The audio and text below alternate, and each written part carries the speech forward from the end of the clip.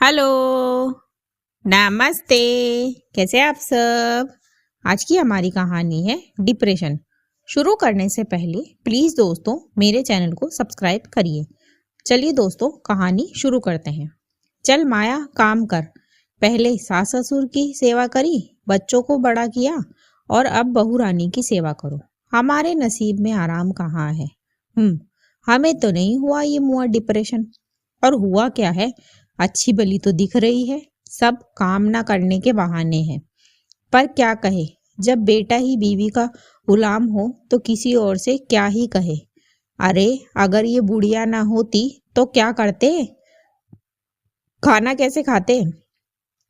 माया जी रसोई में बड़बड़ाते हुए खाना बना रही थी। अंदर कमरे में बैठी कोमल, जो कि माया जी की बहू है, उसने ये सब सुना और उसकी आंखों से आंसू बहने लगे।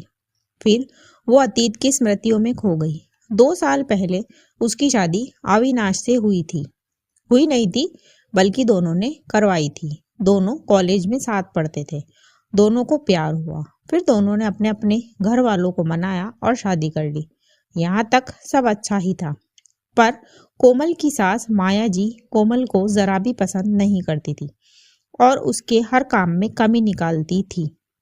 शुरू शुरू में तो कोमल ने पूरी कोशिश करी कि वो अपनी सास का दिल जीत ले, पर ऐसा हुआ नहीं। कोमल जितना मन लगाकर काम करती, माया जी उतनी ही शिद्दत से उसके काम में कमी निकालती। कभी कहती कि खाना ठीक से नहीं बना, कभी कहती कि तुमको पहनने ओढ़ने का ढंग नहीं है, कभी कुछ तो कभी कुछ।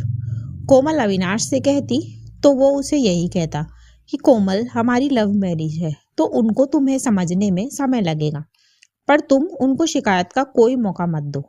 बस इन्हीं सब बातों से कोमल का आत्मविश्वास डगमगा गया। उसे लगता था कि सचमुच उसे कुछ भी नहीं आता, वो किसी भी लायक नहीं है। और हमेशा हंसने मुस्कुराने वाली कोमल अब उदास रहने लगी। हमेशा सजी सवरी रहने वाली कोमल अब बिखरी सी रहने लगी। वो कई कई दिनों तक बालों में कंघी तक नहीं करती थी। अब अविनाश ने भी उस पर ध्यान देना कम कर दिया था, कुछ ऑफिस के काम के कारण और कुछ उसकी हालत के कारण। वो तो कल रात अचानक अविनाश की नींद खुली तो उसने देखा कि कोमल रो रही है। जब उसने कारण पूछा तब कोमल ने कोई जवाब नहीं दिया, वो बस रोती ही जा रही थी। तब अविनाश को उसकी चिंता हुई। वो सुबह ही उसे मनोचिकित्सक को दिखाने लेकर गया, जहां पर जाकर उसे पता चला कि कोमल डिप्रेशन की शिकार है। अविनाश को बहुत बुरा लगा, खुद पर बहुत गुस्सा आया।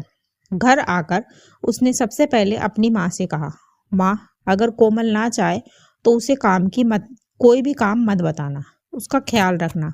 पर माया जी को तो लग रहा था कि कोमल नाटक कर रही है, काम ना करना पड़े इसीलिए। लेकिन अगले दिन माया जी की एक सहेली कावेरी जी उनसे मिलने आई। बातों ही बातों में कावेरी जी ने बताया कि डिप्रेशन के कारण उसके किसी रिलेटिव ने आत्महत्या कर ली थी। तब जाकर माया जी को समझ आया कि उनकी बहू को सच में कोई बीमारी है। फिर उन्होंने कोमल का ध्यान रखना शुरू किया। कोमल सास में आए इस बदलाव से हैरान थी और अविनाश ने कावेरी जी को कॉल करके धन्यवाद कहा, क्योंकि अविनाश ने ही कावेरी जी को भेजा था अपनी माँ को समझाने के लिए। दोस्तों, कभी किसी को इतना भी परेशान मत करो कि वो किसी बड़ी परेशानी में पड़ जाए। इसी मैसेज के साथ कहानी खत्म होती है। कहानी आपको कैसी लगी मुझे कमेंट बॉक्स में ज़रूर बताएं। ऐसी ही और कहानियाँ सुनने के लिए मेरे चैनल KNYK हिंदी कहानियाँ को सब्सक्राइब ज़रूर करें। थैंक यू सो मच दोस्तों। Thanks for watching. Do like, share and subscribe.